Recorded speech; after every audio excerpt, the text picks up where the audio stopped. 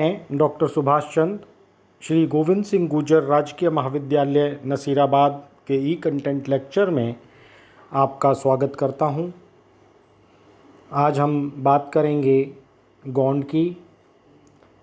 पिछले लेक्चर में हमने बात की थी कि गौंड जनजाति के लोग किस क्षेत्र में रहते हैं, अर्थात उनका निवास स्थल कहाँ पर है और वहाँ किस प्रकार की जलवायविक दशाएं पाई जाती हैं, वे कौन से वस्त्र और आभूषण पहनते हैं, किस प्रकार का भोजन खाते हैं और उनकी कौन कौन सी उपजातियां हैं।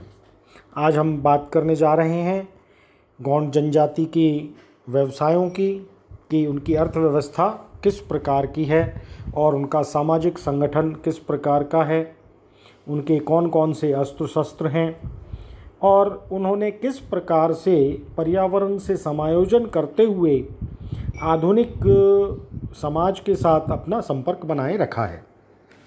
तो सबसे पहले हम लेते हैं कि गौंड जनजाति की अर्थव्यवस्था। जो गौंड जनजाति है उनका मुख्य व्यवसाय पहले तो आखेट करना, शिकार करना और मछली मारना था, लेकिन जैसे ही पशुओं के संरक्षण, वन्य जीवों के संरक्षण के लिए कानून बने, वनों को संरक्षित और आरक्षित कर दिया गया, तो धीरे धीरे इन लोगों का जो मुख्य व्यवसाय है वो कृषि होने लगा है। इसके अलावा आजकल बहुत बड़ी संख्या में गौंड खेतों में मजदूरी का काम करते हैं। पास की जो खानें हैं, चाहे वो लोहो अयस्क की खानें हों, मैंगनीज़ की हों या कोयले की खानें हों, उनमें श्रमिकों का कार्य कर रहे हैं।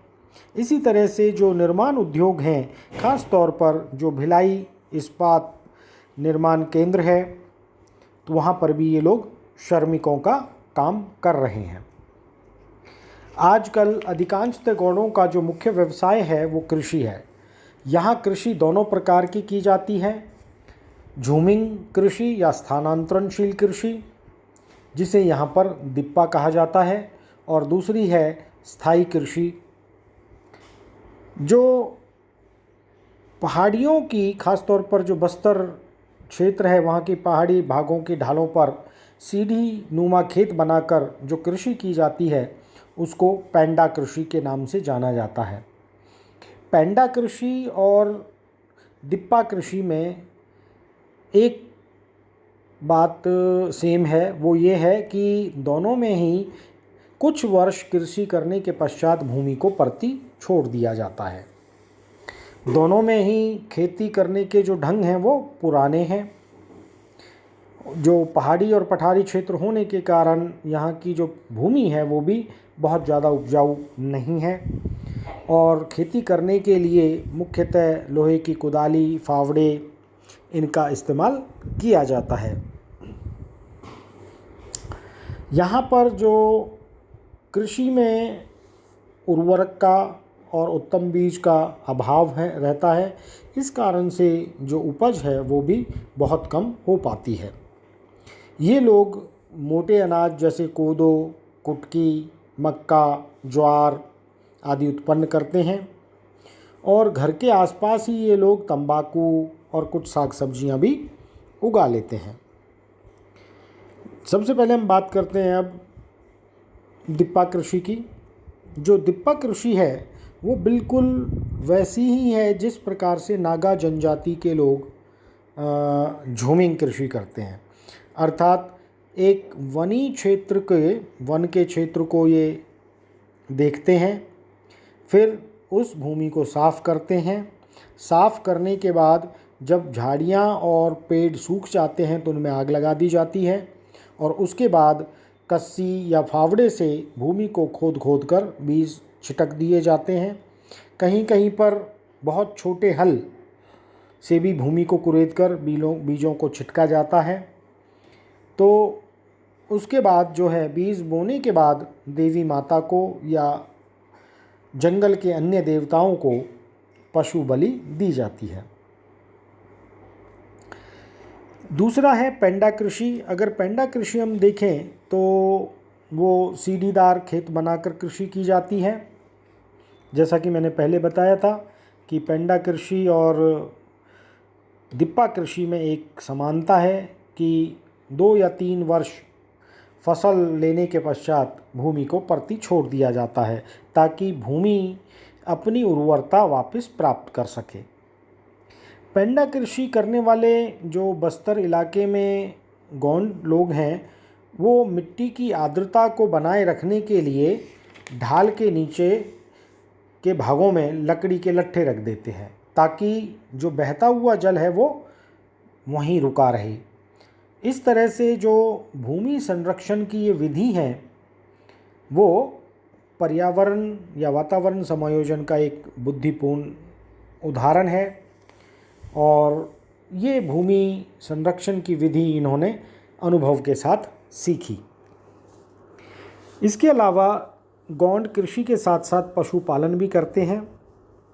कुछ गोंड हैं जो ख़ास तौर पर कुरुख, केवट और धीमर वर्ग के जो गोंड हैं वो मछली पकड़कर अपना जीवन व्यतीत करते हैं और ये ख़ास तौर पर जो कुरुख वर्ग है वो अपनी मछलियों को अनाज के बदले मारिया लोगों को दे देते हैं और इस तरह से ये अपना जीवन यापन करते हैं। इसी के साथ साथ गोंड जनजाति में एक रावत उपवर्ग भी है जो कि पशु चारण का या पशुपालन का काम करते हैं। हर एक गांव में 2 या 3 लोहार परिवार होते हैं जो खेती के बहुत साधारण औजार बनाते हैं। हालांकि जो लोहार जाति कोई अलग जाति नहीं होती बल्कि गोंड के ही किसी एक परिवार के लोग पीढ़ी दर पीढ़ी ये पेशा करते हैं। इसके अलावा आंध्र प्रदेश के गंजम और विशाखापट्टनम जिलों में सावरा वर्ग के गोंड जो हैं वो छोटे कुटीर उद्योग में लगे रहते हैं। आरिसी वर्ग के लोग हाथ करघों से कपड़ा बुनते हैं।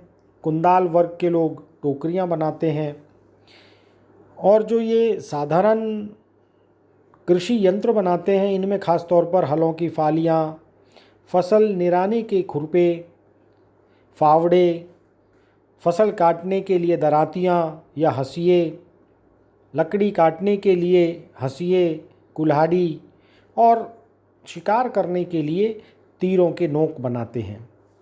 लकड़ी के हल और लकड़ी के पुश्ते और शिकार के लिए कमान गोंड लोग अपने आप बना लेते हैं। ये लोग देवी देवताओं को खुश करने के लिए भेड़ बकरियों की बलि देते हैं। इसी तरह से अपने जो पुरखे हैं इनके उनकी प्रेत आत्माओं की भी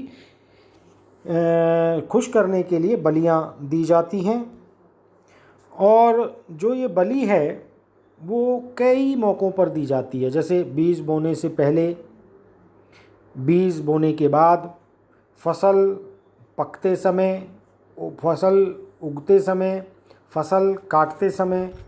तो जब ये पशु बलि दी जाती है तो उत्सव और नृत्य भी किए जाते हैं, रात्रि जागरण भी होते हैं और जादू टोने भी किए जाते हैं। इस तरीके से ये लोग जो जादू टोने और पशु बलियों में भी विश्वास रखते हैं। इस दौरान ये महुआ की शराब का भी सेवन करते हैं।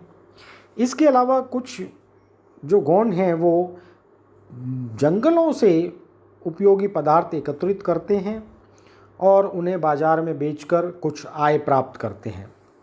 जो एकत्रित की जाने वाली जंगली वस्तुएं हैं उनमें गूलर है, चिरौंजी है, शहद, सेमल की रुई, हार सिंगार, महुआ, तिनसा, अमलतास के फल फूल और तेंदू की पत्तियां हैं। अब हम देखते हैं कि इनका सामाजिक संगठन किस प्रकार का है। अगर हम सामाजिक संगठन देखें तो गोंडों का जो जातीय स्तर पर श्रम विभाजन पाया जाता है, इसमें राजगोंड का सर्वोच्च स्थान है। राजगौंड जो समाज के कृषक हैं, भूस्वामी होते हैं। हालांकि जो धुरगौंड हैं वो भी कृषक होते हैं, लेकिन वो भूस्वामी नहीं होते, अर्थात ये जो राजगौंड हैं वो जमींदार होते हैं। और अन्य जातियां भी होती हैं जिसमें लोहार, घसिया, चरवाहा, ओझा, ये लोग राजगौंडों की या कृषकों की सेवा करते हैं। हालांकि श्रम विभाजन की जो परंपरा है वो बहुत पुरातन है, लेकिन इनमें भेदभाव नहीं होता, ये भेदभाव नहीं करते। गौंडों में जो विवाह है वो एक विवाह की प्रथा है, लेकिन जो धनी व्यक्ति है या राजगौंड है वो एक से अधिक विवाह भी कर लेते हैं। विवाह में वर पक्ष वाले ही लड़की को ढूंढते हैं, और एक गौंड जाति है, कोलम उपवर्ग है, जिसमें लड़का लड़की को उसके घर से ज़बरदस्ती उठा ले जाता है और विवाह कर लेता है। गौंडों में विधवा विवाह भी प्रचलित है। खास तौर पर जो बड़े भाई की विधवा है उसके साथ छोटे भाई को विवाह करना पड़ता है। सीखने के लिए इनमें गौंडों के गांवों में घोटालू होते हैं। घोटालू मतलब अविवाहित युवक और युवतियों के लिए अलग से एक बड़ी झोंपड़ी होती है, जहां विवाह से पहले युवक और युवतियां स्वच्छंदतापूर्वक यहां मिल सकते हैं। विवाह जो है वो लड़का और लड़की की सहमति से ही होता है। इसी तरीके से अगर गौंडों में स्त्री पुरुष को दफनाने की प्रथा है, लेकिन जो उच्च वर्ग के गौंड हैं, खास तौर पर राजगौंड, इनमें मृतक पुरुष को जलाते हैं।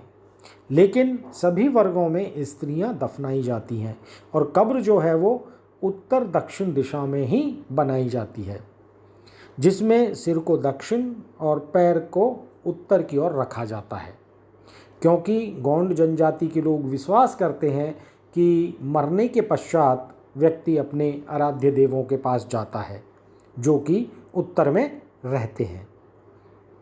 अगर हम बात करें तो गौंड जनजाति के लोग बहुत ईमानदार और सच्चे होते हैं, साहसी होते हैं, और इतने सच्चे और ईमानदार होते हैं कि कोई अपराध करने पर ये आसानी से अपराध को स्वीकार कर लेते हैं। ये धर्मभीरू होते हैं, अंधविश्वासी होते हैं। ये सूर्यदेव, नारायण देव, ठाकुर देव, माता, घनश्याम, इनके उपासक होते हैं, इनकी पूजा करते हैं। इसके साथ साथ अगर देखें तो ये नृत्य और संगीत प्रेमी भी होते हैं, मदिरापान भी करते हैं, और लगभग हर उत्सव पर ये महुआ की और मदिरा पीते हैं, शराब पीते हैं और ताड़ी पीते हैं। इसके साथ साथ इनमें एक बहुत बड़ी कुप्रथा भी है, जिसको कबाड़ी मजदूर प्रथा हम कहते हैं। इसमें मजदूरी के बदले में प्राय अनाज और रुपया दिया जाता है, लेकिन ये खेती की नौकरी कभी कभी दास्ता का रूप लेती है कि जब कोई व्यक्ति अपनी बेटी की शादी करने के लिए या गांव पंचायत का जुर्माना भरने के लिए या किसी और कारण से कर्जा लेता है, तो इस कर्जे को वह कृषि सेवा के द्वारा चुकता करता है। और जब कोई, इस प्रथा को कहते हैं कबाड़ी मजदूर प्रथा, जब कोई कबाड़ी मरते समय अपने स्वामी किसान का कर्ज नहीं चुका पाता, तो उस ऋण का भार उसके बेटों के कंधों पर आता है। उसका बेटा जीवन भर कबाड़ी रहकर अपने स्वामी कृषक की सेवा करता है। कबाड़ी को जो कबाड़ी मजदूर है उसको मजदूरी के बदले अनाज मिलता है। अनाज में ज्वार है, चावल है, घर में पूर्ति करने के लिए नमक, मिर्च, कुछ रुपए भी मिलते हैं, कपड़े भी मिलते हैं। इस तरह वो अपना गुजारा कर लेता है। लेकिन स्वतंत्रता के पश्चात आदिवासी जीवन की आर्थिक स्तर को ऊंचा उठाने के लिए भारतीय सरकार ने जो कबाड़ी प्रथा है वो बंद कर दी है। लेकिन उसके बावजूद भी जो बस्तर का इलाका है वहाँ कबाड़ी प्रथा देखने को मिलती है। अभी वर्तमान में ये लोग शिक्षित भी होने लगे हैं और शिक्षित समाज से जुड़ने भी लगे हैं और आधुनिक खनन कारखानों में और इस निर्माण उद्योगों में ये कार्य करने लगे हैं। इसके साथ साथ ये जो नगरों में श्रमिकों के रूप में भी कार्य करते हैं। इस प्रकार हम देखते हैं कि जो गौंड जनजाति के लोग हैं वो पर्यावरण के साथ अपना समायोजन करते हुए, अपना अनुकूलन करते हुए अपना जीवन यापन करते हैं। धन्यवाद।